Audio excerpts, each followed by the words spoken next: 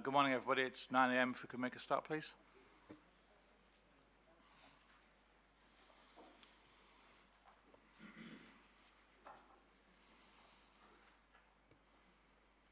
Thank you. Good morning. So it's 9 a.m. and the York Local Plan examination hearings are now resumed.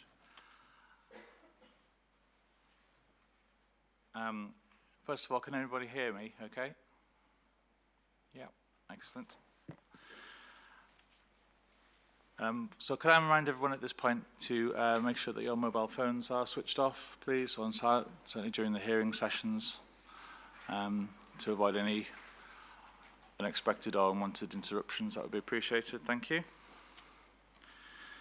And also, if you've not already done so, please could you sign the attendance sheet for today's session as well. If there are any members of the press here today, please could you also sign that attendance sheet to let us know, making it clear which media outlet you are representing today. Thank you. At this point, can I turn to oh, that sounds very echoey.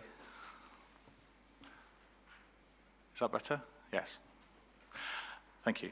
At this point, could I turn to the council, please, to advise us of housekeeping, fire, etc., please? Thank you, sir.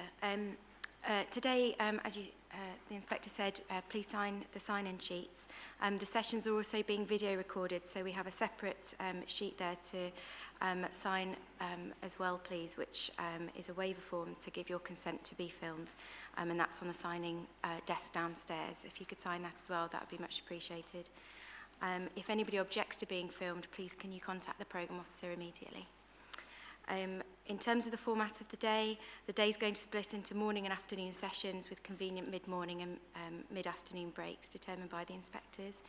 There will be a lunch break at a suitable time during the day, and refreshments are available in the alcove bar on the ground floor. Please note that the York Racecourse have asked that all refreshments bought on site are consumed on the premises. In terms of toilet facilities, those are both on the ground floor. Ladies are to the right as you enter the building, and gentlemen's are on the left. And there is no scheduled fire alarm today during the examination hearing, so if the alarm goes off, please exit the hearing room by the main exit and the designated fire exits and go down the stairs, out of the main door of the Gimcrack building, and make your way to the entrance building under the footbridge outside the venue. Thank you. And sir, just while reference was made there to the morning and afternoon sessions, you'll be aware that originally this afternoon has been set aside in one of the earlier versions of the programme for an overflow of the OAN session. Now, when we looked on the website, the front page for the examination still has the version 13 of the timetable, which has the OAN overflow in it, but there's been a later version of that timetable, which is in the examination library itself. So just to avoid any confusion, the latest version has spatial distribution overflowing into this afternoon if we need it. And there's no OAN session, obviously, this afternoon because it was completed last week. Yes, thank you, Mr. Lyons. Wasn't aware of that, but that is in fact the case. Today is identified purely for the spatial distribution for the full day, so there'll be no objectively assessed need sessions today. Thank you.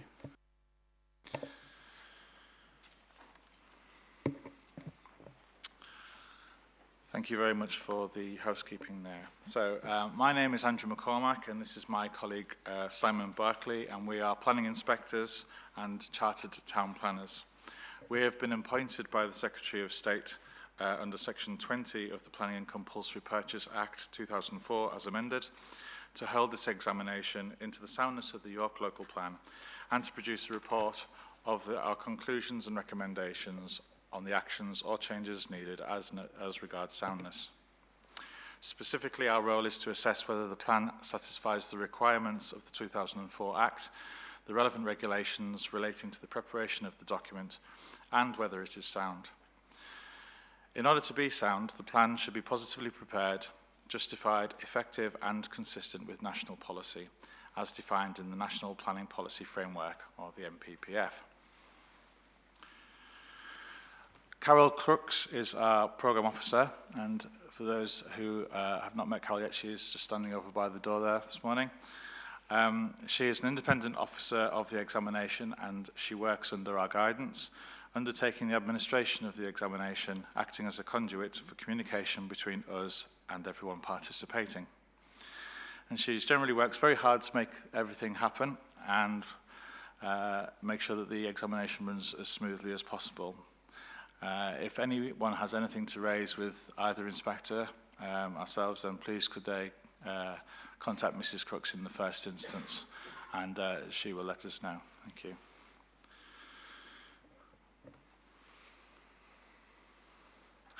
So I mentioned just now the NPPF.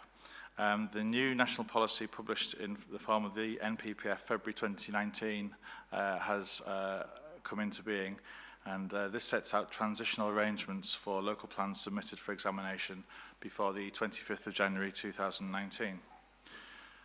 Those arrangements apply here, and in short that this means that the policies of the 2012 NPPF apply for the purposes of this examination. And this examination is therefore being conducted on that basis. As a result, anytime anyone around the table refers to the NPPF, we will assume that you are meaning the 2012 version of the document. If you mean something else when you mention the NPPF, then please make it clear that you are referring to another version of that document.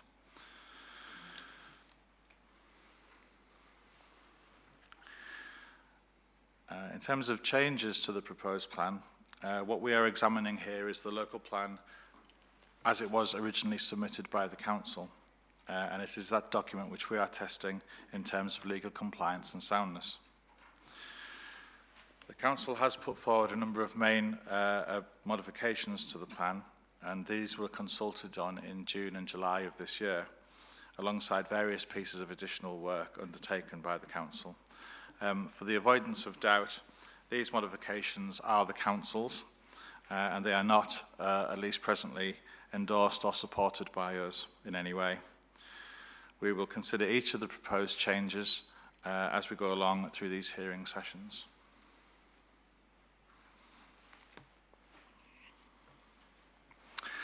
Just a few words on the hearing sessions as we have planned them. This is phase one of the hearings, and then following the phase one hearings, if we consider that the plan is legally compliant and that there is a reasonable chance that it could be found sound in relation to the phase one matters that we have identified, then we will move on to the phase two hearings. It is likely that phase two hearings would cover everything else in the plan, and we do not intend to break down the arrangements or the groupings of sessions any further than we have done already. So, for example, we do not intend to have any phase three hearing sessions. I'd just like to make it clear as well, particularly in the discussions today and going forward, that we are not focusing on sites at present. The discussions that we'll be having in the phase one sessions are strategic in their nature, and therefore we would not be seeking any specific detailed comments on particular sites, whether allocated or indeed any omission sites. Our guidance note, which we published, outlines the procedures to be followed at the hearing sessions and the way in which written submissions and representations are being dealt with, and the availability of any information, usually on the examination website, if it's been published. In terms of the structure of the sessions, the hearing sessions, they will be in the form of a structured discussion, which we shall lead, generally following the Matters and Issues paper which we published prior to the hearing sessions. We haven't produced any specific agendas, and so today, for example, the discussion will focus on the questions 2.8, 2.9 and 2.10 in the Matters and Issues.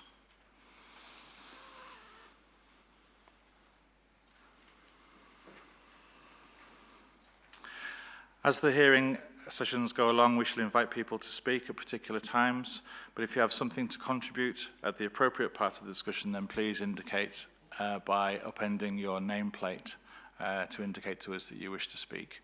and at a relevant moment we will invite you to do so. In terms of the programme going forward this week, we currently anticipate that the hearings will be completed, certainly by the end of this week, and hopefully by the close of play on Wednesday, the 18th of December. Does this still seem like a reasonable prospect for everybody? We endeavoured to do that last week and we were successful, so hopefully we can continue that run of form. As it is a tight schedule, we do ask people to focus on the issues and the points that they wish to make, and any written submissions should be taken as read.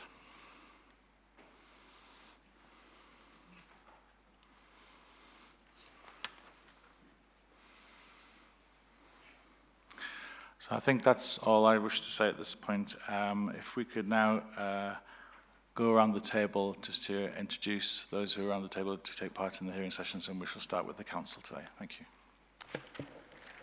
Thank you, sir. Scott Linus of Council, instructed by Glenn Sharp for the Council. I'm Alison Cook. I'm the Local Plan Project Officer for City of York Council. I'm Pete Davis. I'm a Technical Director with Wood, and we laid on the sustainability appraisal of the plan. I'm Rachel Macefield. I'm the Forward Planning Team Leader at City of York Council. Ian Stokes, City of York Council, Highways Development Control Engineer, formerly the Development Officer with responsibility for transport in the Forward Planning Team. Anthony Dennis, resident of the City of York. I've no name tag, so until I get one, I'll just put that up if I need to speak. Thank you. James Seabury, representing the Banks Group. Councillor David Carr, representing Cotmanthorpe Ward and Cotmanthorpe Parish Council. Morning, sir. Mary Cook, Town Legal, representing Langworth Development Partnership. Morning, Tim Waring, Quad, representing the same. Craig Barnes, Gladman. Rachel Mascot, MP for York Central. Mark Johnson, Johnson Mowat, representing Redrow Homes and Taylor Wimpey Homes. Steve Secker, representing the York and North Yorkshire Chamber of Commerce. Mark Lane, representing Linden Homes and the Shepherd Group. Matthew Good, representing Lovell Developments. Good morning, Stuart Natkus from Barton Wilmot on behalf of Barrett David Wilson Homes. Eamon Keogh on behalf of Godrey's Garden Village Development Company. Dave Merritt, Chair of York Labour Party, also representing the York Environment Forum and Yorkham District Trades Union Council. Simon Grundy, representing L&Q Estates. Emma Winter, Carter Jonas, representing Carbon Homes. Morning, Paul Butler, representing TW Fields. Ian Smith, representing Historic England. Michael Corsier, representing Fulford and Hessington Parish Councils. Laura Fern, representing Mr Harrison, resident of York. Thank you all very much for that. Could I just make a plea for those that do have their name plates? I appreciate some people don't at this stage. If you could just make sure your name plates are visible to myself and the inspector. It just helps us to identify who's speaking, and I realise there's a lot of things on the tables, but that would be appreciated. Thank you. Just before we go any further, I think it's fair to point out in the interests of openness and transparency that there are one or two people around the table that myself and Inspector Barclay are familiar with or have worked with previously, either as inspectors or in a previous life, just to make the point that this in no way affects the objectivity or the way we deal with the local planning examination at all. And we'll be focusing purely on the facts and the whether or not the plan is sound. So just to be clear on that. Thank you.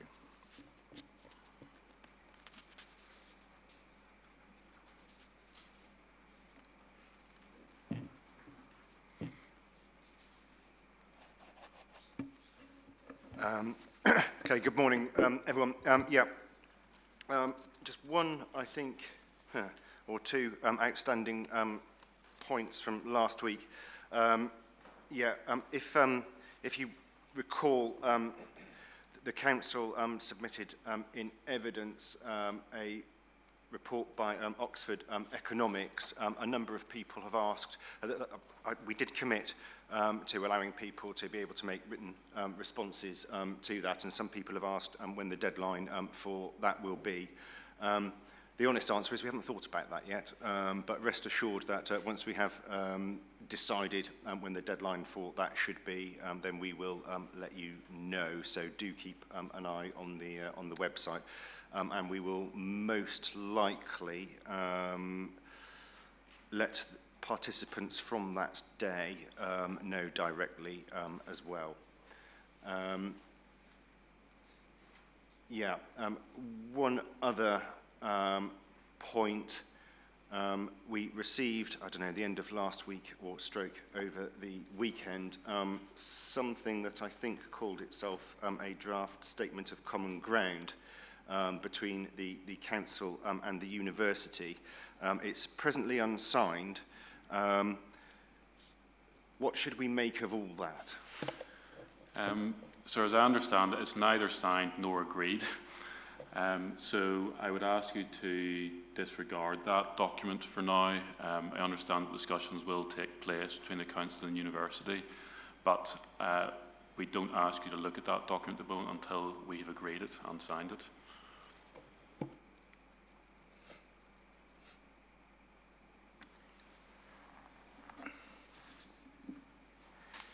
Thank you, sir. I think you're looking to me to comment on that. The matter of the university is being dealt with by my colleague, Mrs. O'Neill, who will be here tomorrow on the Green Belt. The statement of common ground is submitted to be agreed with the council. That's the purpose of the statement of common ground. It's for discussion with the council, and obviously it will have areas that will be agreed and areas that may not be agreed, but that's the nature of these documents. Yeah, look, I think what's going to be helpful to us, frankly, is if the university and the council can speak to one another. And I think we always welcome statements of common ground. They can be very helpful, particularly when they set out ground that is indeed common and ground that isn't common, so that we can see where the principal dispute lies. So, you know, we'll take it for what it is. At present, but if we could ask both parties to undertake best endeavours to get something together that can be signed, then we would be grateful for that. Sir, yes, we will do that. It's obviously a document that's intended to be the basis for further discussions. We just don't want you to waste time reading something at this stage which may change.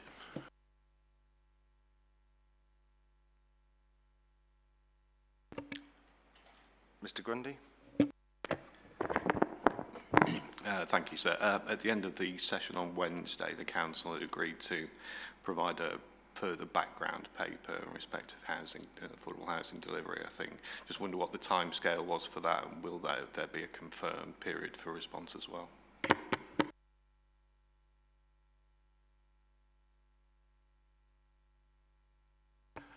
More than likely, there will be the opportunity to comment on that. I haven't seen it, so you know, it hasn't been prepared yet. I haven't seen it, so we don't quite know what it's going to say. What new is going to be in it precisely? So we'll see what we get. But rest assured, you know, if there is new stuff, then we will be giving people the opportunity to comment on that. No, I really sought clarity as well, because over the weekend another paper's popped up on the examination website, City of York Annual Housing Monitoring and NHCLG Housing Flow Reconciliation Return. It's the most recent examination document. I just wondered what status that has. Sir, as I recall, that document was referred to in discussions last week, where there was this discussion about the discrepancy between the government figures on completions and those that have been relied upon by the council. So that was a document which flowed directly from what was said in evidence last week. And it simply confirms the position that was put by the council orally in evidence. As for the other document, we're considering when we might be able to place that on the examination website. And through the programme officer will contact the inspectors, and presumably a deadline for response that can be set in the normal way. Mr. Corsia. Thank you. There's quite a lot of documentation put on, the past few days of the examination. Not only the one we already referred to. We would like so far as we won't cover them over the next few days. We would like to be able to put in written representations on all that material, if we think that's appropriate. I'm thinking particularly, of course, a statement of common ground with Highways England, which goes to the duty to cooperate. And we could not obviously deal with that on the day because it wasn't on the examination library. Thank you. Yeah, I mean, I think, this, like in my experience, many examinations is something of an organic beast. But the approach that I take, frankly, is that where there is a lot of new evidence, it's only right and fair that people should have the opportunity to comment on it. So at some point after Christmas, into the early new year, we will pause, take stock of what we have had in and what is right and fair for people to be able to comment on. Sir, if it helps, what we can do is, in the new year, we can compile a log of all the documents that have gone on the examination website since the beginning of the hearings, and update you on when any further documentation is likely to come. We know as well there's the HRA material that was probably what started a lot of this, and we can provide a note to you with timescales as well, if that helps. And then beyond that, decision can be taken on when comments can be made in respect to the new documents. Yeah, that would be very helpful, Mr. Lyons. But yeah, just in terms of the my general principle, there can be issues of fairness, and that is not something that we would want the plan to move forward on, with the possibility of potential challenge. Is that something that the council, an approach the council would agree with? It'll come as no surprise that we agree with that, sir. Very good. I thought you might say that.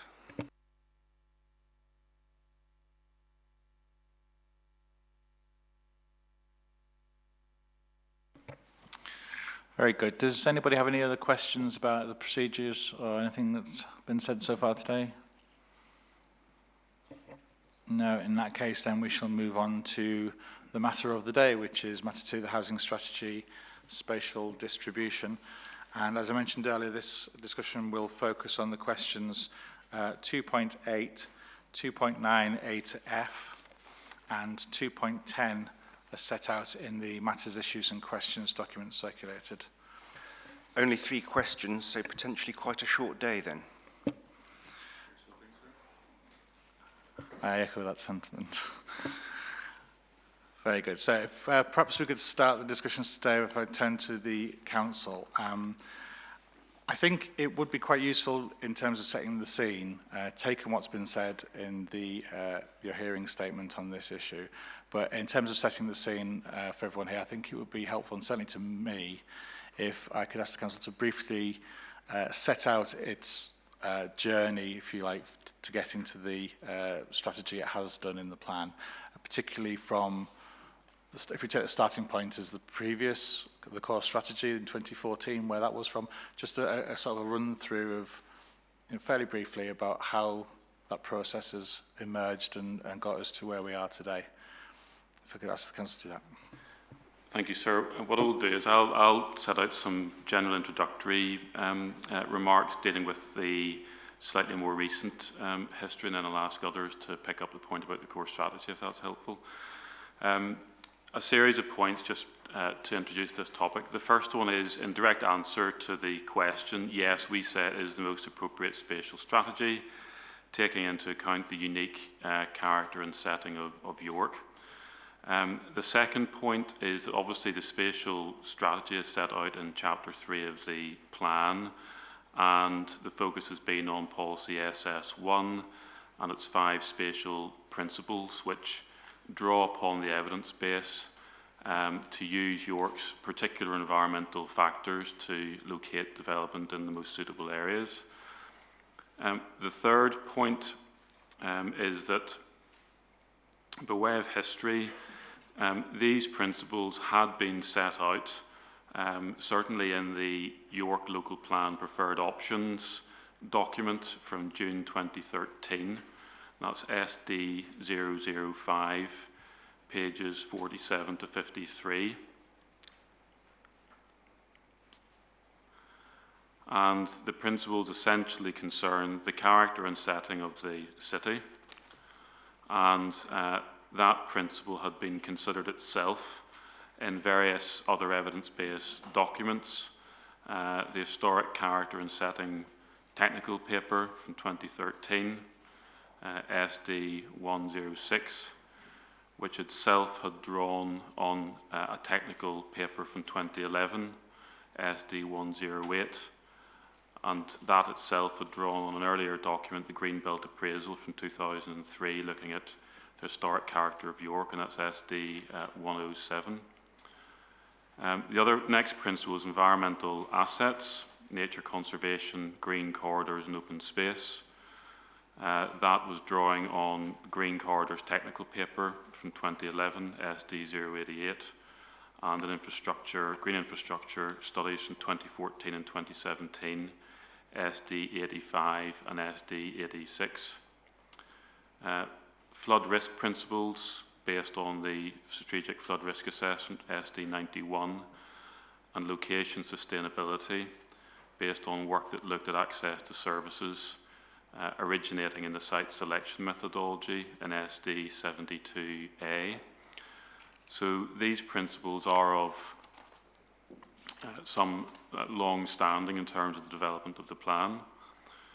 The fourth point is that it's also necessary to see the spatial strategy in the light of the sustainability appraisal work, which has looked at the spatial distribution, in particular prioritising development in or as an extension to the main urban area, with further new settlement provision as well.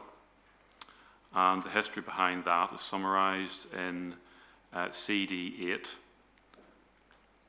page 29, that's the sustainability appraisal for the publication draft, as well as the essay for the preferred options document, which is SD 07, paragraphs 4.3.15 to 22. So we have the spatial principles set out in the preferred options document, sustainability appraisal looking at focusing development in the urban area, and then also the site selection process, which is my fifth point. And the site selection process adopted a SIFT approach similar to the application of the spatial principles, and that was in document SD 049. And the selection of sites was considered accordingly and explained through a series of site selection papers at the further sites consultation stage and preferred sites consultation stage, those documents being SD 72A, SD 73, SD 18 and SD 19.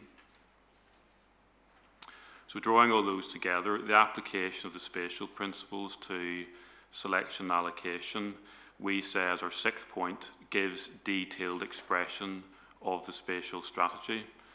And in short, that directs the pattern of development away from areas which need to be kept open and to areas with access to transport, services and facilities to align with the vision of the plan. And that resulted in the spatial strategy depicted in the key diagram. Now, the seventh point is that we say that's justified and appropriate because it accords with core land use principles that are set out in the NPPF.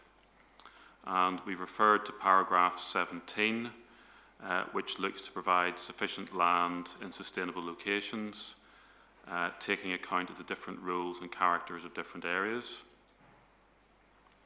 promoting the vitality of the main urban area and protecting the green belts around them. It's paragraph 17. But for your note, we'd also refer to a series of other aspects of the NPPF with which the spatial strategy conforms. They include recognising the need to boost housing supply, paragraph 47. That may be best achieved by planning for larger scale developments such as new settlements, paragraph 52. Managing sustainable patterns of growth, paragraphs 17 and 22. Conserving historic environment appropriate to its significance, paragraph 126. And identifying land where development would not be appropriate for its historical or environmental significance, paragraph 157. Protecting land for green infrastructure and ecological networks, paragraph 109 and 114. And identifying sites which are underpinned by the concept of deliverability, paragraph 47 and 173. So we say that the approach taken in the plan to the spatial distribution and the site allocation boundaries, which have evolved over time, have responded to these directions of national policy, in particular to help safeguard the size and the compact nature of the historic city and its perception as being a freestanding city set within a rural hinterland, with key views towards York from the Ring Road and the relationship of the main built-up area to its surrounding settlements. And that has been confirmed through historic impact assessment work associated with the consideration of individual sites, SD 101. And this overall approach has been supported by Historic England, amongst others, who have reiterated their support right the way through to the public consultation by saying that, in particular with the new settlements, that their size doesn't threaten the individual identity or rural setting of their neighbouring villages, the green wedges that penetrate into the urban area, and important views from the Ring Road. And the overall distribution has been designed to take into account the relationship that York has with its surrounding villages. So for all those reasons, subject to one point I'm going to raise now, we say the spatial strategy is appropriate. The only extra point I would raise is that one of the representations, I think in particular from Johnson Mowat, raises a point about the fifth spatial principle, which relates to the encouragement for phasing at brownfield allocations, first of all. It's the last bullet point in SS1. A point has been raised that, well, when one looks at the phasing later on in the plan in policy H1, there's no phasing to that extent that's been applied. And essentially, the final principle in SS1 was intended to reflect the requirements of NPPF paragraph 111, which is encouraging the effective use of land by reusing PDL. And that's been reflected through the SHLA process that I've mentioned. However, the phasing of the sites in H1 has really been influenced by site-specific issues about what we understand about likely timing and phasing of things like remediation works, and not through any formal phasing of brownfield allocations first. So we think it would be more appropriate for that final fifth spatial principle to be a general encouragement of brownfield development, because essentially the phasing that's mentioned in H1 doesn't reflect entirely an aspiration for brownfield first. You'll see that the strategic allocations in particular are allowed to come forward throughout the plan period. So we think that a minor change to that fifth spatial principle would reflect really what's intended. But subject to that point, sir, we'd commend the spatial strategy to you for the reasons I've given.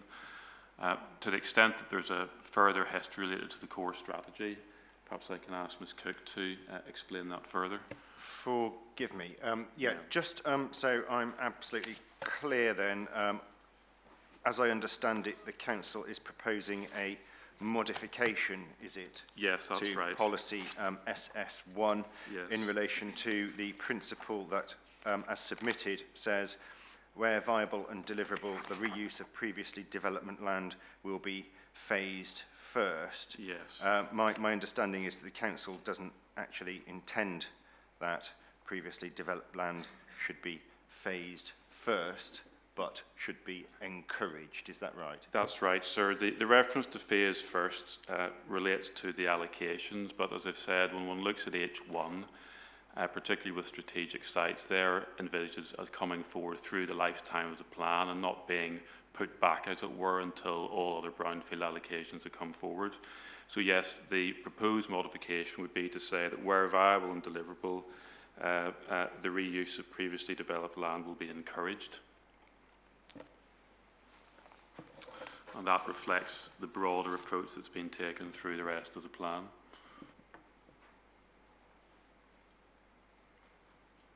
I'm sure it will help all concerned to let you know that it seems to me that there's a difference between phasing something first, or a significant difference between phasing something first and generally encouraging it, and therefore, in my view, that would be a main modification.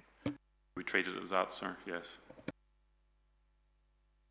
On to the next question. There are some further changes that we would suggest to deal with points that have been made about the distribution as well, but I leave that for now as it's a separate question.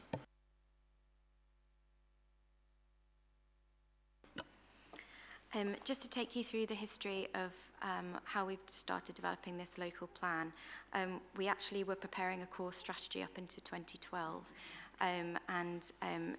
just to point you in the direction of where we've detailed this, Section 2 of the Sustainability Appraisal sets out the full development of the plan from 2006.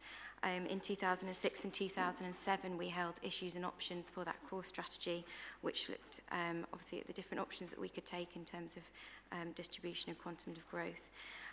We held preferred options for that core strategy in 2009, and submitted our core strategy in February 2012. We halted the production of the core strategy in favour of preparing an NPPF compliant local plan following the revocation of the regional spatial strategy for Yorkshire and Humber and the introduction of the NPPF. Since then, all of that work was informed our then preferred option stage to the local plan held in 2013. Over the course of that, we have refined the evidence base going into that preferred options, but all of the work prior to that informed the core strategy did inform the preferred options in terms of our spatial approach. Since the preferred options, we've held a number of stages of consultation, through which we've refined again our approach to using our evidence base to inform our decision making. And we have had sustainability appraisal informing those decisions and testing the different options at each stage of those consultations. So for your notes, section 2.2 of the sustainability appraisal at CD8 provides further explanation of the history of the plan before the preferred option stage.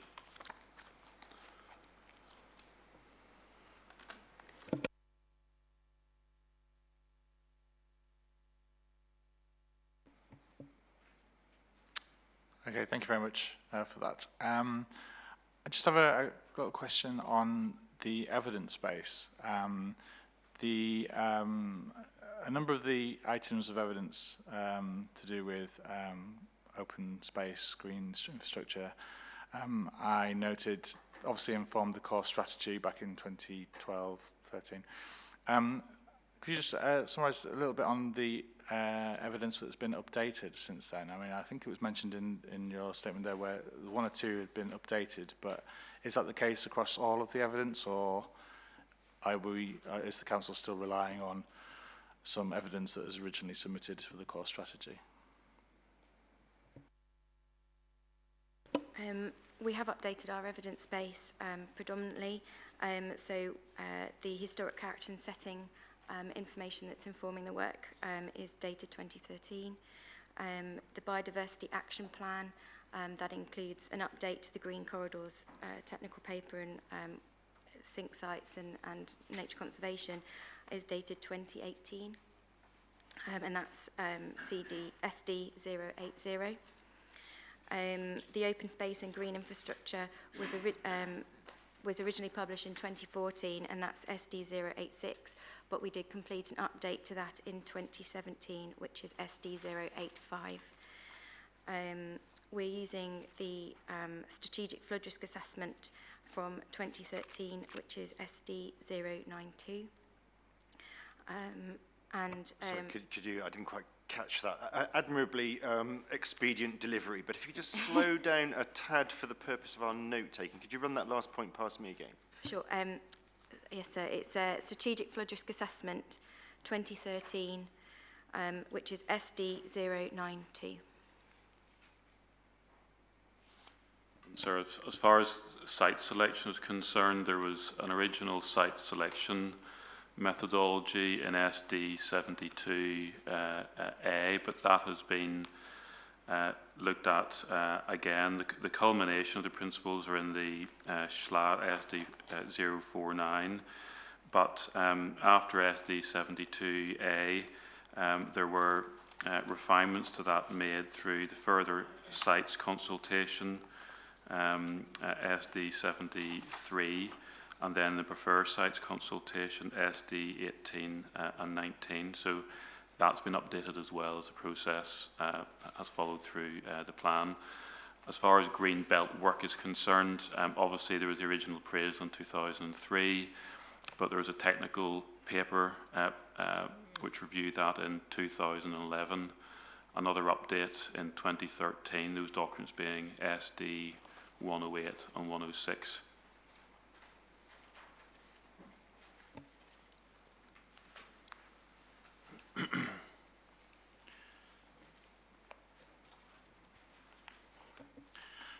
Thank you. So,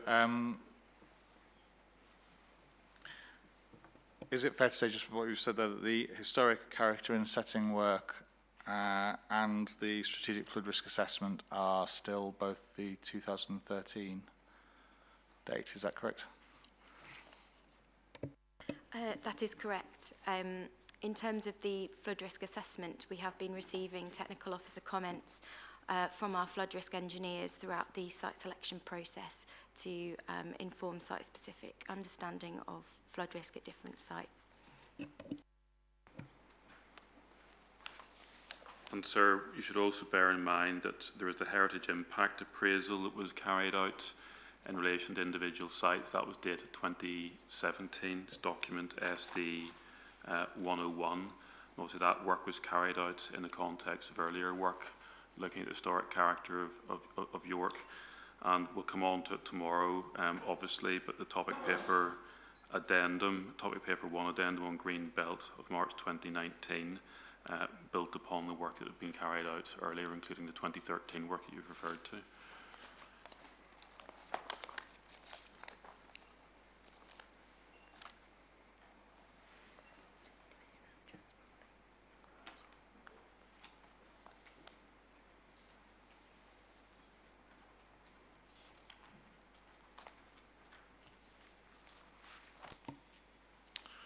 Thank you very much.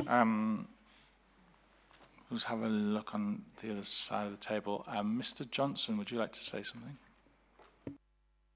Yes, thank you, sir. Just on this updating of documents, I'm just looking at figure 3.1, which flows from SS1, which is the historic character and setting of York. Am I right in thinking, this is probably a question through yourself to the council, if you don't mind, is that through all of the updating work, is that historic character and setting sort of spoke wheel diagram hasn't changed dramatically in the last 7 or 8 years. It's a diagram that we've seen throughout, and therefore that those spatial principles in effect of the historic character haven't been amended by the updating of work. And then secondly, my question is, the council's adopted a climate change agenda, and that's most recently as of this year, and we haven't seen any amendment to the council's strategy as a result of that. So the Council's adoption of the climate change in its spatial distribution hasn't been amended. I only make that point in advance of other points I'll no doubt make tomorrow and no doubt in the stage 2 hearings, on the basis that the 2 strategic sites that I've got, I don't think, have been considered in light of reducing carbon production and minimising travel distances. Just taking those points in turn, sir. As I understand it, yes, figure 3.1 is based on a plan that was contained in the 2013 documentation. No, that's the answer to the first question, 2013 work. In relation to the second, we can ask Mr.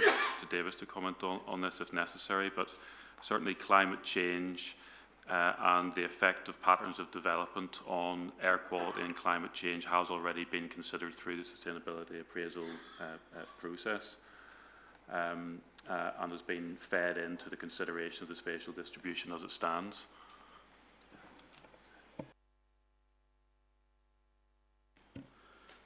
That is correct, sir, that in terms of climate change, it is one of the 15 SA objectives against which all policies, alternatives and strategic sites were assessed with information presented in Appendix H and I of the most recent essay for the publication draft in terms of CD 008. Maybe you can help me out here. What does it mean? I suppose my question really is about what it means when a council declares a climate change emergency, which I understand to be the case in York. Have I got that right? Yeah. Does that have an impact on its forward planning work, local plan preparation work? I mean, you know, some might ask, well, does that mean that the sustainability objective that relates to climate change, as a result of the council declaring a climate change emergency, it should mean that that objective gets some sort of greater weight in the process? I don't know if that's happened, or precisely what. Maybe you can help me out, Mr. Davis.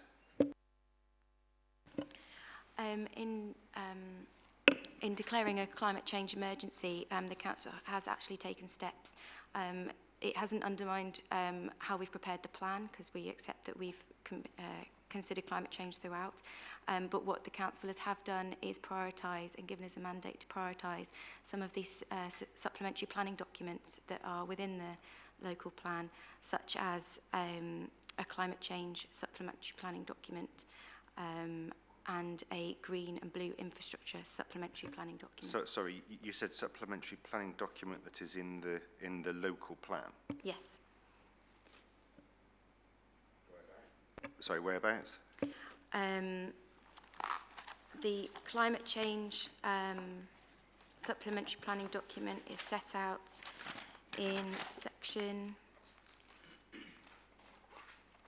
11 as part of policies C1 to C3. So if you bear with me a moment. So what page of the submitted plan should I be looking at? Page 182 is the start of section 11. Yep. Sorry, Mr. Lyons, what page? 182. 182, sorry, sir.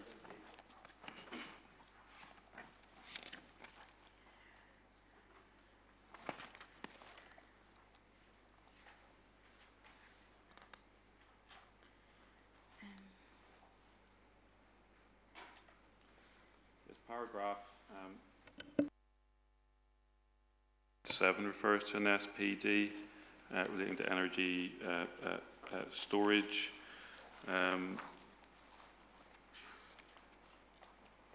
There is under delivery on page 185, sir, at the top of page 185, there's a reference to the implementation of CC1 through Sustainable Design and Construction SPD, and the same applies to policy CC2. sustainable design and construction of new development.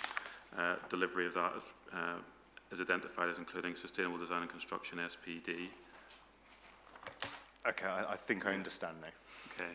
I think so. The general point is that if you look through the supporting text of Section 11, it's clear that these policies have been drafted in the light of the commitments to achieving carbon reduction targets. And whilst the climate change emergency has been declared, essentially the commitment to reducing carbon in accordance with national targets has been fed into the plan, and that's reflected in the supporting text.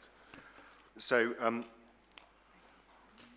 let me see if I've got this right then. So the Council has declared a climate change emergency, and what the Council says is that the local plan encapsulates that sentiment through various detailed development management policies, and will also encapsulate that sentiment through the production of supplementary planning documents. Is that right?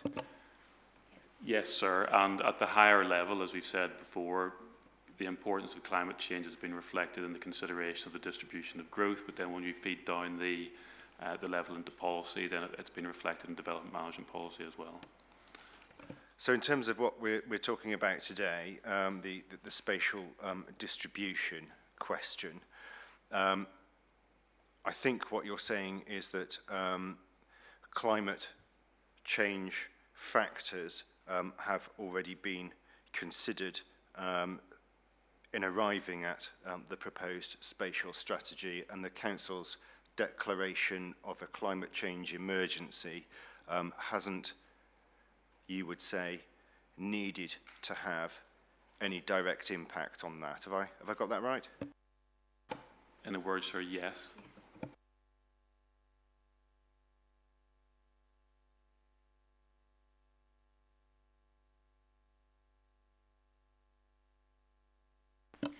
So just to add to that, you'll be aware that there's actually a current consultation ongoing at the moment in response to the building regulations to increase the carbon reduction under building regulations. The Council is due to make a response to that, and there will be a session held with members in January 2020 to discuss our response.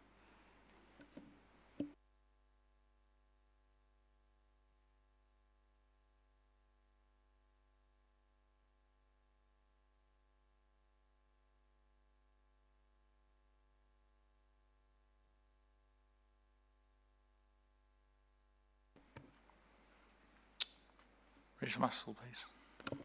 Thank you. I just also want to, whilst we're on the subject, raise the issue around the climate challenge here in York, and certainly would challenge the way that the Council has handled this within their submissions, with around 4,000 homes proposed along the A69. It in itself demonstrates that there will be an impact on climate as a consequence of that, and also by seeing the level of sites within the inner ring road and 8,163 new homes demonstrates yet again the fact that there will be a massive, not only strain on the infrastructure, which we know will congest the city, and the transport planning hasn't been sufficient, and the evidence hasn't been sufficient to prove that that will be mitigated, but also that will mean a high level of emissions in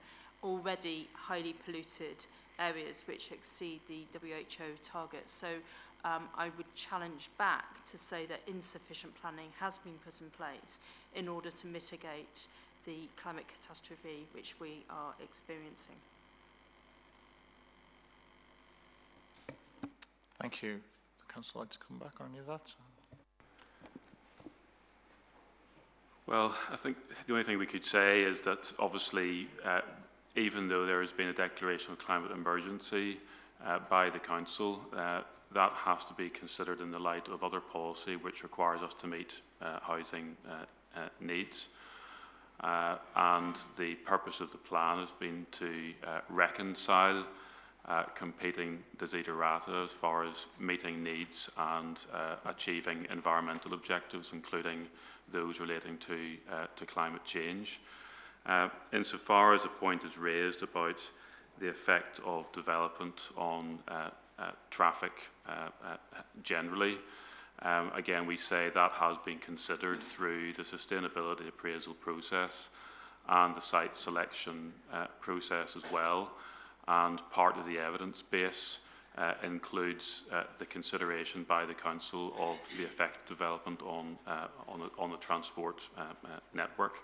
So these factors have been taken into account by the Council in seeking to strike the appropriate balance and developing its spatial distribution.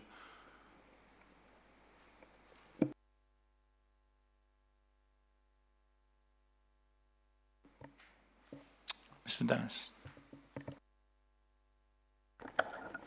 Can I echo the comments of the previous speaker? The reality is that with the declaration of the climate emergency by the Council, with a target date of achieving net carbon neutrality by 2030 is clearly in contradiction to the government's current target. So there is a mismatch between... Sorry, Mr. Mayor, I realised that. I thought I'd asked Mr. Dennis to speak there. Sorry. Oh, apologies, I misheard you. Sorry, I'll come to you in a second, sorry. Sorry, Mr. Dennis. That's okay, thank you. I'm just looking again at the sleeves up end of the local plan in terms of what I've just heard about the various spatial strategies being encapsulated regarding climate change. I'll just draw your attention again to paragraph 96 of the NPPF and this requirement to bring in this master planning approach to each of the sites. So it's basically addressing the master plan approach to sites. So it's looking at landform, layout, building orientation, massing and landscaping of housing to minimise energy consumption, capturing adequate light and solar energy. You know, for example, the roofline orientation and all these things. So if we're serious about climate change, it's really impossible not to have done an analysis of the site, each of those sites, to be able to optimise the energy efficiency, etc., of each of those properties. Has that analysis been done then? Because if you're serious about this, we mustn't be relying on building regulations, because building regulations is not an optimisation of energy efficiency for a property. It's simply referring to a minimum standard. So if somebody comes with a SAP calculation, that is not necessarily the most optimum energy efficient approach for that particular dwelling. So the only way you're going to be able to arrive at this spatial distribution with respect to climate change is through just what this paragraph 96 is telling you and instructing you to do. I think as well, what I do worry when I hear the NPPF brandished, and there still seems to be this leaning towards just purely a financial assessment, and that simply is not the purpose of the NPPF.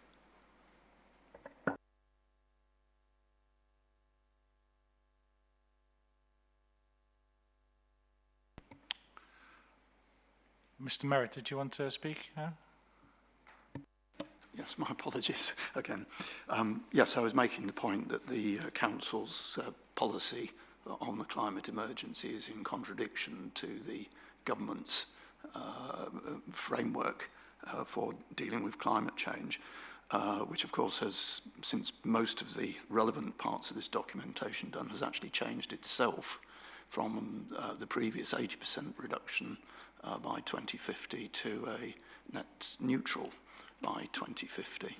So the current plan doesn't reflect that, and that can be seen in terms of the fact that the transport analysis has not been updated against the previous local transport plan of 2011, you'll find that the transport topic paper is virtually the same as the one that was attached to the previous draft local plan about 5 years ago. And it basically sees the servicing of most of new development in a traditional 1980s style car-based approach. And that's particularly noticeable in terms of York Central, which had the maximum opportunity for a near zero car-based development in terms of the recent outline planning permission that was given to it.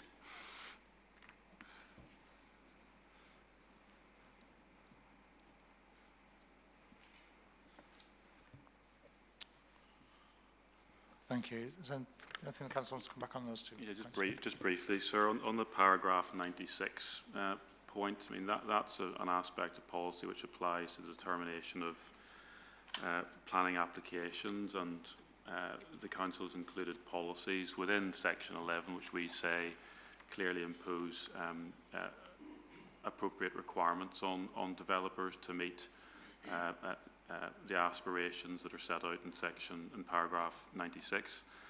It's also worth bearing in mind that through the site selection work, master plans that have been submitted by developers were taken into account in the site selection work.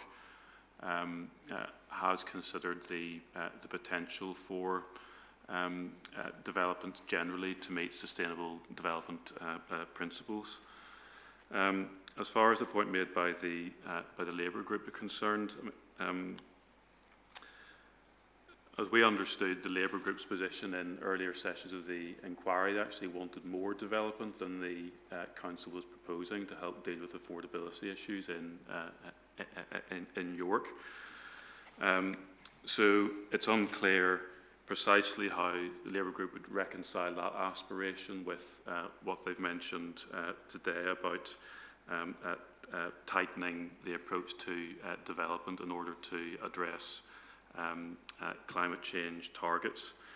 But that aside, we say that the climate change emergency declaration, for reasons we've given, doesn't alter the approach that's been taken in the plan, including section 11 to the carbon reduction targets that are mentioned there. And one has to bear in mind as well that when any strategic site in particular comes forward, it is going to have to demonstrate compliance with those policies, along with any particular requirements that are set out in the individual policies themselves, which will take into account the need to reduce carbon, including through the use of sustainable public transport. So these factors have been reflected in the site selection process and the identification of strategic sites.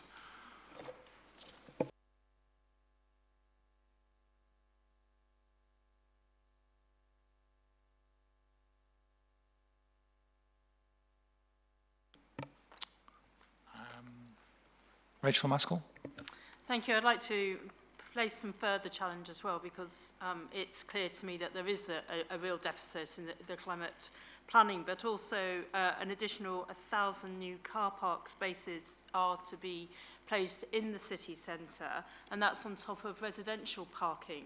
So clearly our congested city, where we were already exceeding WHO targets on air quality, is going to be worsened by the factors which are held within the local plan, and therefore and these factors were placed before the climate emergency was declared. So I cannot see that there is congruence between what the council's position is now and the local plan in being able to address the climate change, and the evidence brought forward today just does not satisfy that test, and therefore it's very clear that this car-dominated approach, and partly due to the heavy placing of residential accommodation in the city centre, is going to make the climate challenge harder to meet rather than to alleviate it. So I just believe there is a complete mismatch there in the proposals under the local plan.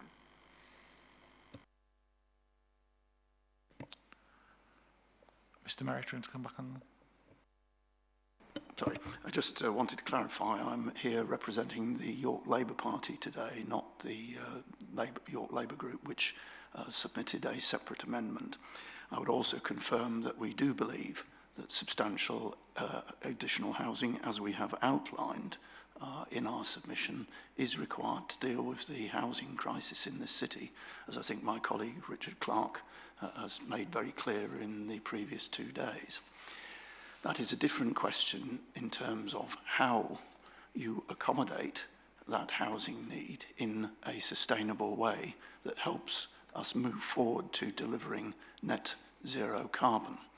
And transport, which is still a growing area of greenhouse gas emissions, is one where there has to be major change. And also, as Rachel has mentioned, in terms of living conditions in this city, with poor air quality, with massive congestion, which is incredibly disruptive both to residents and to businesses in this city, which needs to be dealt with in a radically different way from that which is envisaged in the local plan, in the transport sections of this document. We do need sustainable developments. Some of those, as we have supported, should be in new communities, but they have to be of a sufficient size to both generate local facilities that people will use for the bulk of their activities and good quality sustainable links. The earlier versions of draft local plan had larger size new developments in terms of the 2 major new communities in the Greenbelt. In the current version of the plan, they have been substantially reduced in size, which will actually make it very difficult to provide commercially sustainable transport links to those developments and will maximise them being car-based. In the city, where there are better, although not perfect, existing public transport, walking and cycling opportunities, there is the opportunity to move to very low or near zero car-based developments. And that again is not reflected adequately in the policies in this plan and needs to be if the climate change challenge is to be seriously addressed.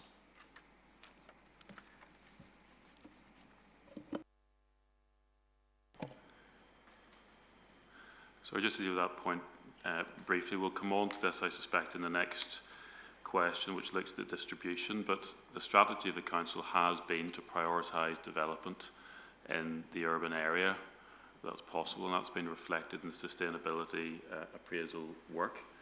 So a fundamental element of the Council strategy has been to locate development where sustainable transport options are most likely to be attractive, and it's specifically found that in circumstances where, due to the need to protect historic character and setting of York, it's appropriate to develop new settlements, that it considers that those settlements can be made of sufficient size to deliver sustainable transport solutions, and those are reflected in the strategic site policies. So forgive me, Mr. Linus. You say the Council's priority has been to prioritise the urban area.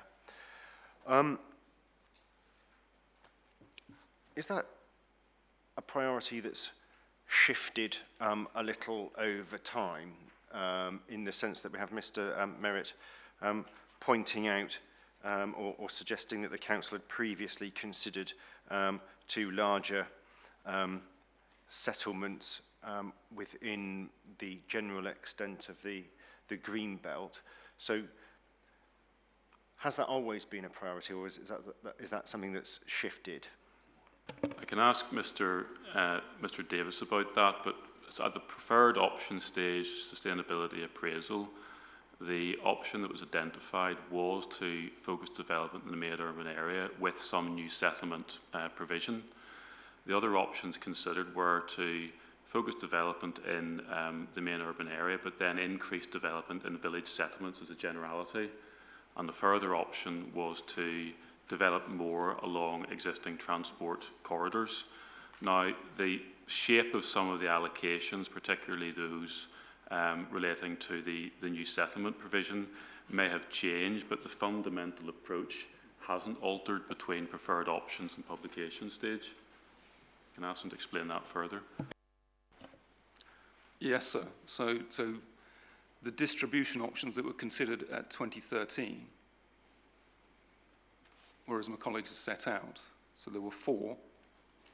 All of them contained, as a starting point, the prioritisation within the urban area. And then they explored different avenues, such as further growth within a single settlement, or settlements plural, or along transport corridors, or a greater distribution going to villages. All were appraised using the SA framework. And in 2013, option 1, which was prioritisation and development within the city and the urban area, and a single settlement, was selected as representing the best balance of sustainability benefits by the council.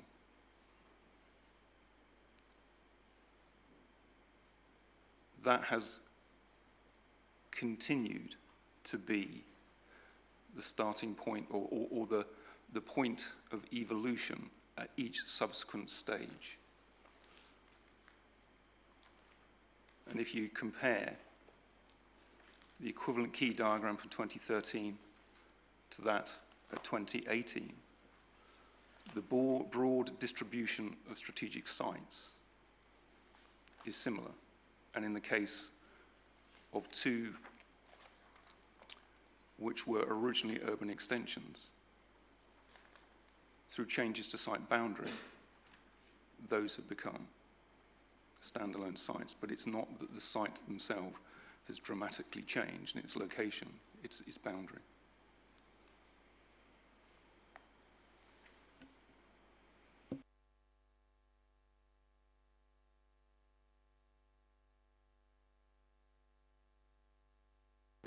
So is the fundamental difference here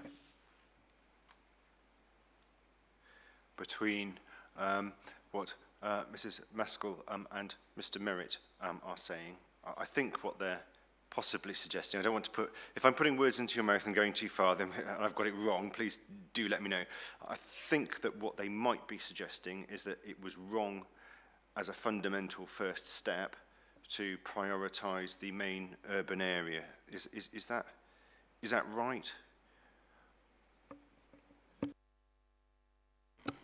I would go further than that, because obviously you've got to have all of your bases of planning joined together. But what I would say is the way that the sites have been prioritised with the high density of car dependency and housing development within the urban context, that then puts pressure on the climate mitigation, which hasn't been evident, and therefore will bring greater congestion into the city centre, and that's been dependent on old transport planning as opposed to a modern, up-to-date transport plan, and therefore there is a mismatch between the evidence which has been presented and the reality of where we are today in 2019 as opposed to 2011, where the plans were very, very different for the urban context and the development there within the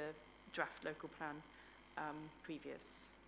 I mean, I think, sir, if that's the way it's put, I mean, we would fundamentally reject that in the sense it's almost heretical to suggest that if you have new development to plan for, that you don't put it in an urban area where you can maximise the opportunities to walk, cycle, use public transport. And if it's being suggested that the council has been wrong to prioritise development in an urban area where those opportunities exist, we would fundamentally reject it.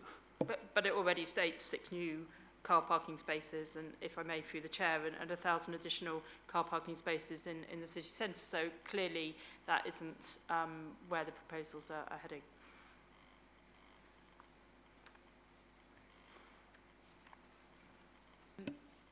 So may I just ask Ms. Maskell to clarify where the 1,000-space car park is being quoted from? We're unable to find a reference to that in the plan, and we're unsure where that is. It's across 6 different sites, not one site.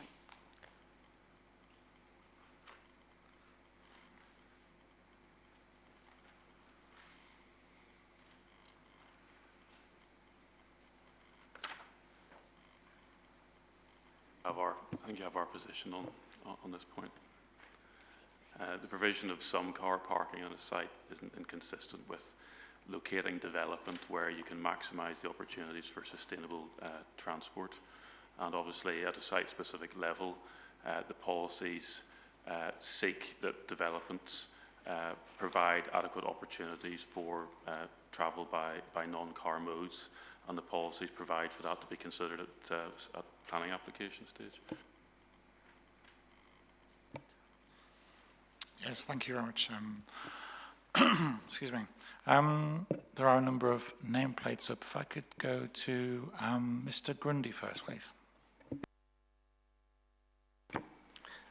Thank you, sir. Policy SS1 sets out some broad principles for the spatial location of development, how it should be considered. But broad principles can inform a strategy, but what's set out in SS1 doesn't actually constitute a strategy in its own right. We consider that since 2013, there has been a complete shift in terms of the sites selected away from sustainable urban extensions to increasing densities on inner urban sites, regeneration sites quite significantly, without having reasonable alternatives considered.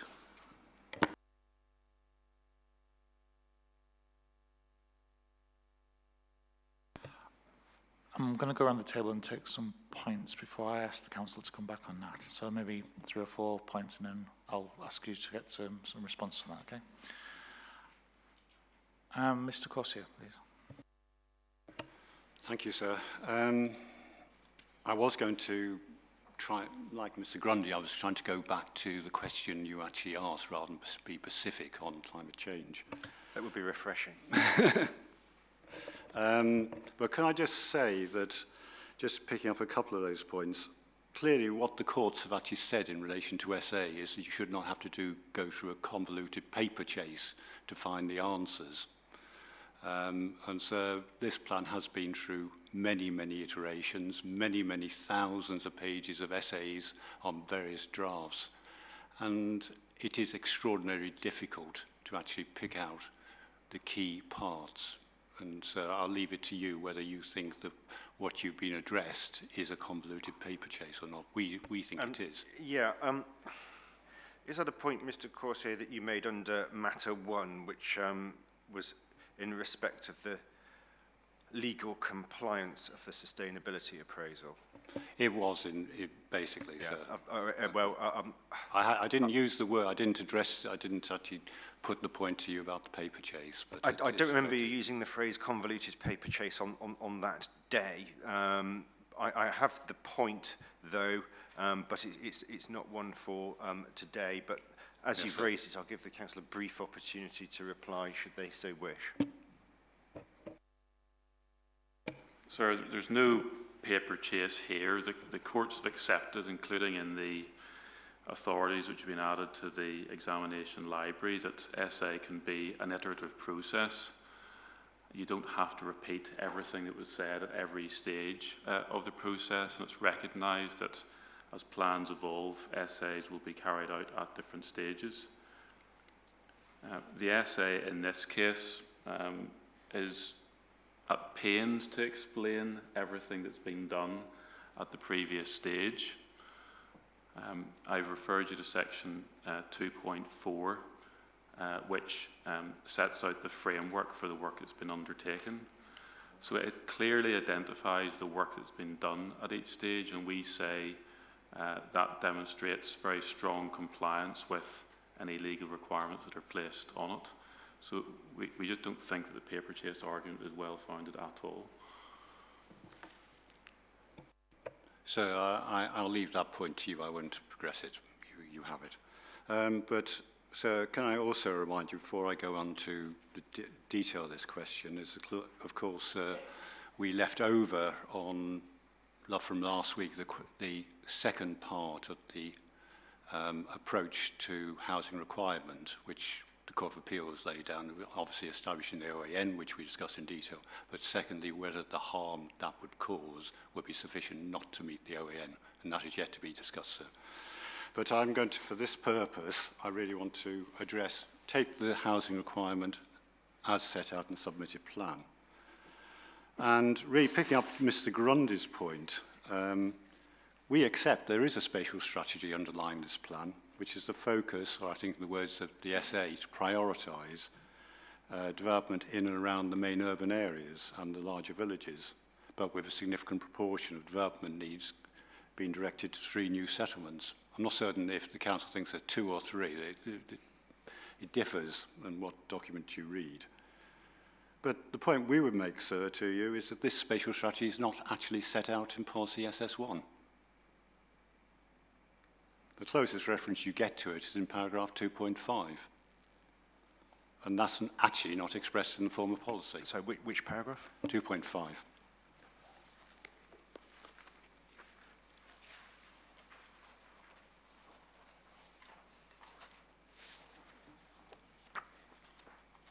And if you want to look it up, sir.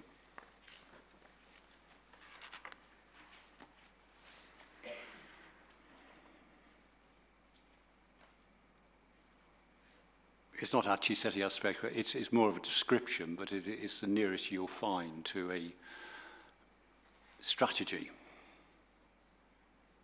But of course that isn't in policy, nor does it provide any reasoning for such an approach. So the 5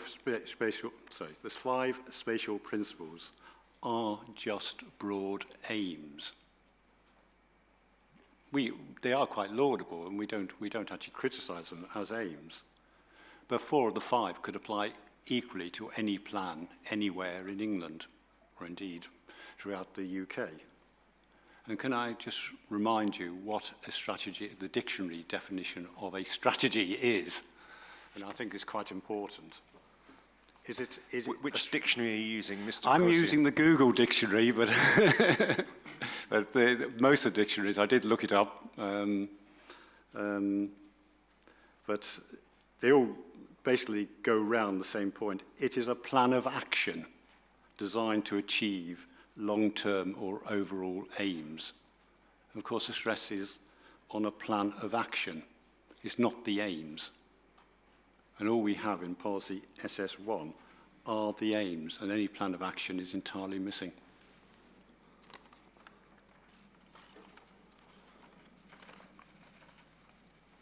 And you may say that is just an academic point, but it does have practical disadvantages for plan making. Because the principles, as stated, don't lead to any particular distribution over the plan area. Not least because, when you read them, there is potential conflict between each of the aims. For example, the second and third principles taken by themselves could lead to a strategy of maximising development opportunities and densities in the urban area through redevelopment of much higher densities. But this, of course, would not be compatible with the first principle. It's the trade-off you make between these principles which is important for plan making and which is hidden by the policy. And the result of that, sir, is there is no clear link between policy SS1 and the allocations of the plan. And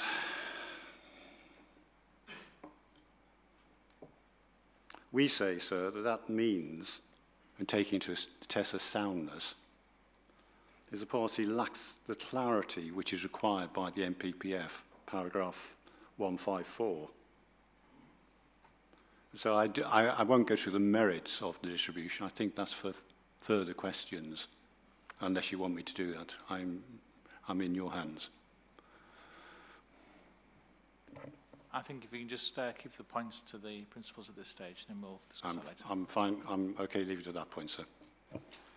Sir, I hesitate to interrupt, but perhaps I could mention something in response to that second point, which might shortcut some of the discussion. I think this probably strays into the next question at 2.9. But I think insofar as the criticism is that the policy doesn't express the distribution that flows from the application of those spatial principles, I think we would take that point, and we see some merit in some wording being added to SS1 and its supporting text to set out the distribution of development that flows from the application of those spatial principles. I think there was a hint of that in the questions raised at 2.9, but we've provided the distribution in our hearing statement, and we can see some merit in that being reflected in the key diagram so that it differentiates between strategic housing and employment allocations, and it identifies the overall distribution that's set out in the table in the hearing statement. And for some text to be added to SS1, which cross-refers to the key diagram and says that the distribution of development, of planned development that's mentioned in SS1 is shown in the key diagram, and we can add the table into the supporting text to confirm the position. So we take the point that the policy would merit from greater articulation of how those spatial principles have resulted in the distribution of development that we're discussing.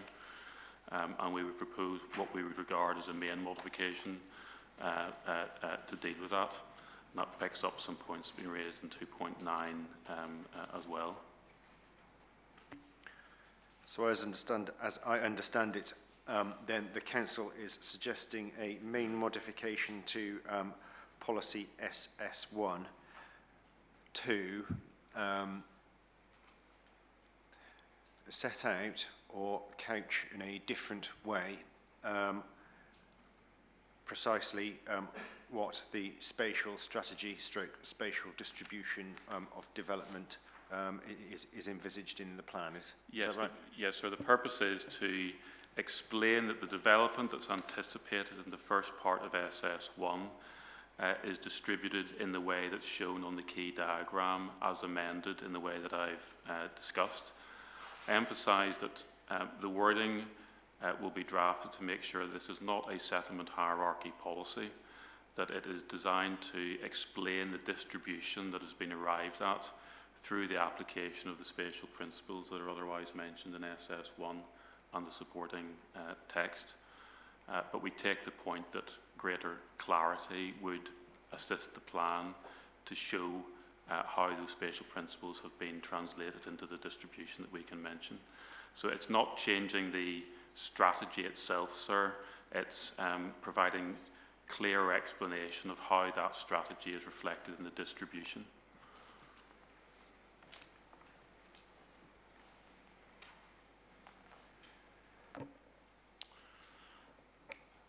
Thank you. I think we'll make a note of that. I think I want to go to Mr. Naklis now, please. Thank you. So it's quite a general point about the strategy, and I'm grateful for the Council's intervention just then, because we felt that the strategy is there. You can see it, and you can see it in the background documents, but actually it being crystallised into the policy isn't there. So that that update to that would be sensible, and I haven't heard anyone discredit what the strategy is or object to it.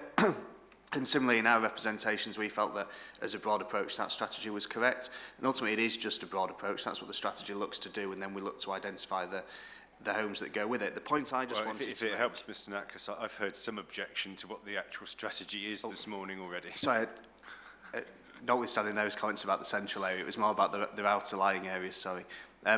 It was more the principle that when I've read the Council's response and some of the comments this morning has almost implied that it's changed somewhat from 2013 to what the strategy is now, and that the key diagram shows these changes. And indeed, paragraph 2.8.13 identifies that site allocation boundaries have evolved over time, and this has been to safeguard the size of the settlement, etc. And 2.8.9 identifies further work which has been done. It identifies that's been done on green space, heritage, and the flood risk. And again, these have been touched upon by the council. But the point is the strategy hasn't actually changed. The strategy stays exactly as it is, and the two key diagrams are very similar, but with some settlements being changed, some sites being deleted. And I think it's slightly misleading to imply that those sites have changed because of any changes to the strategy. And indeed, the new evidence doesn't necessarily back that up. And ultimately, we will go on to this in later stages, and tomorrow we'll talk an awful lot about TP1.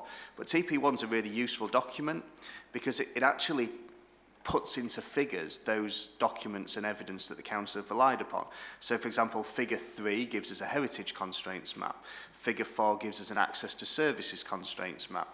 Figure 6 looks at those nature conservation elements and the green space, which the council have talked about. And there are a number of sites in the previous key diagram that no longer exist, that don't have any constraints on green space, heritage, flood risk assessment, access to services, which 2.8.13 claims they do. They've simply been removed because the housing requirement's gone down. And I'm not going to go into the housing requirement again, you'll be glad to know, but ultimately the point is, the key diagram hasn't changed because of updated evidence. The key diagram has changed because the amount of sites required are lower than what was required in 2013. And that's a debate for later sessions when we get on to those sites where they're most appropriate. But ultimately, if you did decide that the number should be higher or that more sites are needed, that can be delivered under this spatial strategy. And those sites can be delivered, new sites can be reintroduced. So I think we just have to be really careful when looking at the two key diagrams next to each other, the supporting text that talks about new evidence, that it hasn't changed because of that new evidence. It's ultimately changed because of a reduction. And ultimately, we have to look at that as we move forward. Thank you. Mr. Good, please. Thank you, sir. I'm just smiling to myself because I was going to say some very similar things to Mr. Nakris, but there you go. I'll try not to reiterate those points again. Thank you. Just for certainty from our perspective, we did struggle with how those 5 key principles had been put into policy, and similar to Mr. Nakris, when you looked at the figures in TP1, it gave you an idea as to perhaps how it had come about, but there's no great clarity as to where those numbers sat or the evolution of how much capacity there may be within a settlement. And I know that's something to discuss later today, but it didn't seem to flow from those very easily. And like Mr. Nakris, I would also note that there has been very little change in terms of that. The strategy's been pretty much the same since preferred options, other than the housing requirement, which seems to be the thing that's driven whether the sites are in or out after that, irrespective of what those sites, how they fitted into the overall strategy. So I'll leave it at that, sir, rather than carry on and say very similar things. Thank you, appreciate that. Mr. Lane, please. Thank you, sir. It's good to hear from the council that its strategy prioritises opportunities to walk to existing facilities, services and infrastructure. However, that seems to depart from the preferred option strategy from 2013, where the sites in the main were close to existing urban areas and settlements. It's drifted away from that since then, with notable example of ST14, which is now a small, isolated new settlement. Previously, as Mr. Merritt referred to, the sites were bigger, they were more sustainable. The sites now have become a lot smaller and consequently are less sustainable. I wholly agree that allocation should be made and the strategy should be directing development to where it can be made most sustainable. Thank you. Thank you. Mr. Butler, please. Thank you, sir. First of all, I'll reiterate the comments I made last week in terms of ST14 and refer you to our hearing statements and they're clearly a self-sustaining settlement that can reach its critical mass at the current size and provide sustainable connections elsewhere. Site-specific apologies. There's no need to repeat anything from previous days. I can assure you, Mr. Butler, I haven't forgotten. A number of points are raised for phase 2, aren't they, of course. But the point I wanted to make in terms of today was more so that the clarity in terms of the main modification for the policy is welcomed, because I think that we all know what's the approach has been undertaken, but I think additional wording that clarifies that it's a balanced approach across all those principles would be welcomed. Yeah, I think what I'm going to do, rather than go around the table and hear how everyone welcomes the Council's proposed modification, I'm going to say that I do. Because, frankly, I don't think that the bullet points in SS1 are, regardless of which dictionary one has to hand, I suspect that they are probably not a strategy, but rather are aims or objectives that might inform a strategy. So I'm quite keen to see what the Council is proposing as the modification on there. For all of those of you that share my welcoming of that change, I'll take that as given. Thank you. A couple more points, if I may.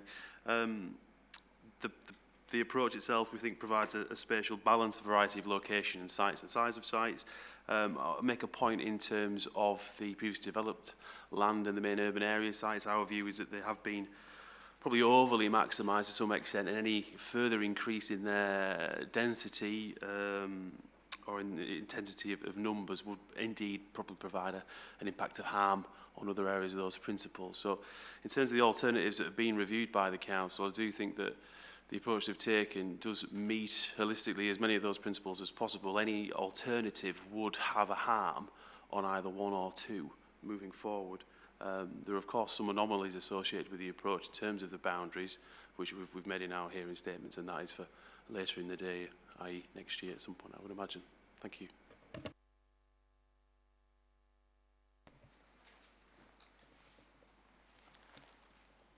Mrs. Fern.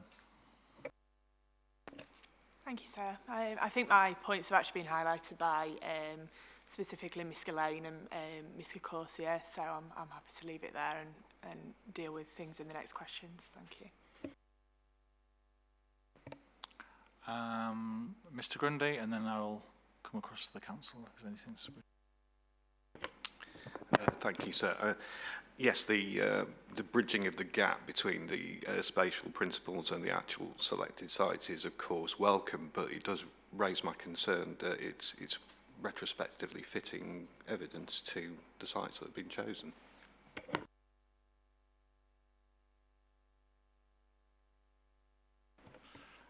So I can answer that very briefly. There's no question of retrofitting. All we're doing is, as other parties around the table have accepted, is clarifying the approach that is already embedded in the documentation and the evidence base. We take the point that further explanation of the distribution that has resulted from the application of those spatial principles would benefit the plan. That's not retrofitting, it's just explaining what we've done. I know Mr. Smith is... Mr. Smith, would you like to say something? Yeah, thank you, sir. I think there's been some debate today about how the plan's changed since the 2013 version. I think the spatial principles haven't changed at all, and I think what's happened since then is a far better understanding of the elements that contribute to York's special historic character and setting. And I think that has, to a large extent, driven the strategy for York. And indeed, in a city like York, where the historic environment is such a key factor in not only its character, but also in its economic well-being, in the quality of life of its communities, you would expect the plan to major on that. And indeed, the approach that the Council have taken in trying to understand what those elements are and how, in particular, the undeveloped areas beyond the main built-up areas contribute to that character and setting, I think has been very, very well done. And I particularly support the approach which they have done in using a heritage impact assessment to inform the analysis of the sites that they have taken forward as allocations based upon the principles of policy SS1.